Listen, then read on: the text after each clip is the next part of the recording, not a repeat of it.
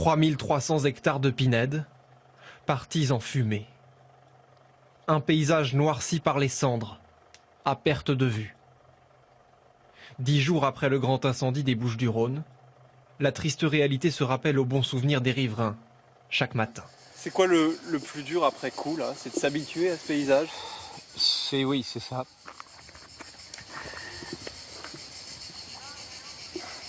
Parce qu'on sait qu'on va mettre un temps fou à s'y remettre, quoi.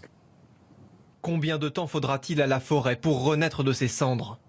À la verdure pour vaincre l'anthracite? Une chose est sûre, pour que le paysage redevienne comme avant, il faudra être patient. Pour retrouver des pins à cette hauteur, oui, il faut minimum 40 à 50 ans. Minimum. Par contre, après, l'aspect noir, l'aspect calciné, au niveau du sol, va disparaître en 2 à 3 ans. Luc Venot suit de près l'évolution de la végétation après les incendies. Il tient à nous montrer cette zone qui a brûlé il y a 1 an.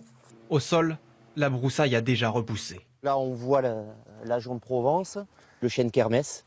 Mais la nature réserve un petit miracle, le chêne vert. Il revient à la vie comme un phénix à partir d'une souche carbonisée. L'arbre en lui-même n'est pas mort, voilà, puisque vous avez des rejets qui repartent de la souche et qui vont reformer une nouvelle partie aérienne. Et voici à quoi devrait ressembler la forêt brûlée cet été, dans 12 ans. Alors là, on est dans les zones qui ont été parcourues par le feu de 2004.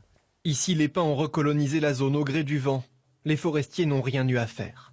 La régénération naturelle vaut bien mieux qu'une régénération artificielle par plantation qui réussirait beaucoup moins bien. Fini donc les campagnes de reboisement. Pour revitaliser la forêt, il n'y aura qu'à attendre, laisser faire la nature à son rythme.